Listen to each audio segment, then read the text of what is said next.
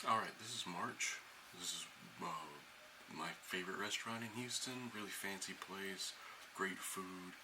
So let's go through the video here. I'm going to talk about the menu because giving the menu a little bit more context other than just seeing fancy pieces of food. So initially you go down to the lounge and they have all these cocktails. Let me look here real quick. I had the Medheart Cat Spirit cocktail, and that's the one I had throughout the entire meal. So that's my favorite one. It had a really delicious flavor to it.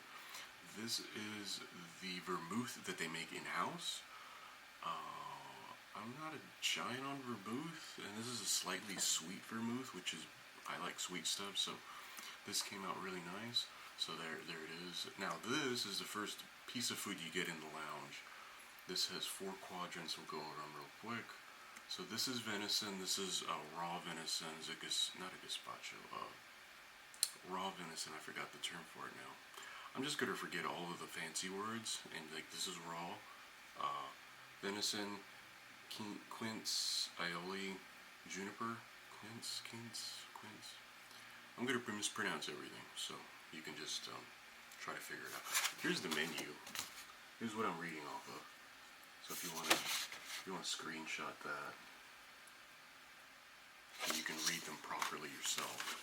And I'm just literally just playing the video of them. So this was like a little puff pastry type thing, but it's got uni in it, which is the roe of a sea urchin, the eggs of a sea urchin, unsalted. Tasted pretty good. Not too briny. Usually it's very briny and it's a little almost off-putting. I'm not a huge fan of it, which is like, oh, you're a foodie and you don't like it? I can't like everything.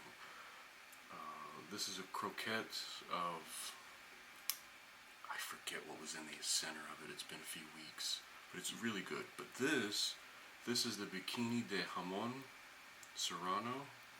This is basically ham on a piece of sourdough bread that's toasted, and it was, you can actually buy it, if you go in the lounge, you can buy like a sandwich of it, so to speak.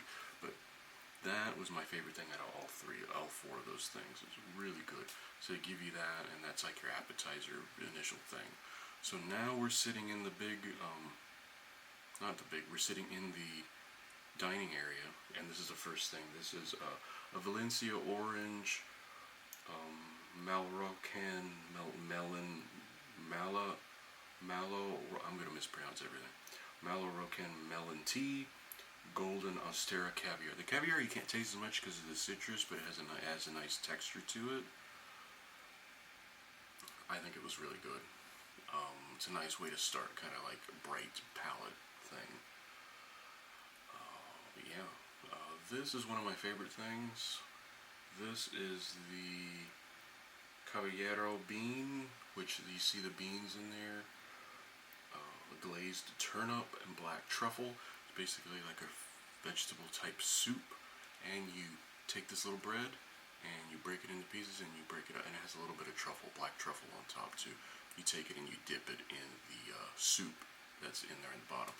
This is the cocktail I talked about a moment ago. Really delicious cocktail, and yeah, I thought it was great. This is one of the, when you start getting into like more what's the term, like more adventurous or more unique items. The dark areas you see, that's char. So that's a charred cabbage. This is Arctic char, which is the inside of the circle here. That's fish, and then it has charred cabbage wrapped in it.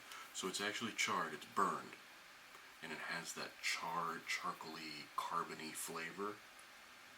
Black walnut and vermouth. I believe that's what was in the black looking cylinder thing on the side. The fish was delicious. This was a unique flavor. This was kind of like more of a challenging thing because it's like nothing like I've ever had before. This is a little bread they give you in between. Really delicious, flaky pastry that's just like wonderful, and then you dip it in that. The little sauce that they gave you with it. This is parrillada? No, is that parrillada? The big thing that Spanish people make. that has all of the rice. And this is rice on the. This is the yellowish thing you see is rice, and that's cooked and basically made into like a pancake, or no, more like a tostada maybe, because it's more of a crispy. But I can't think of any words to describe it. But basically, it's that with sweetbreads on the inside.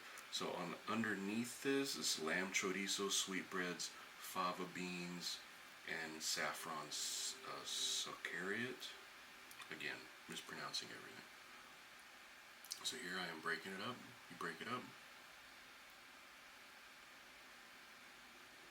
And you see, and you mix it all together. It is really good. The sweetbreads aren't, like, they don't have that gamey flavor you'd think. They don't. They just don't have that. So it was just really nicely done. Delicate, soft, and all of the flavors meld together really well, which is what they do. This is the short rib. The short rib had a really delicious flavor to it.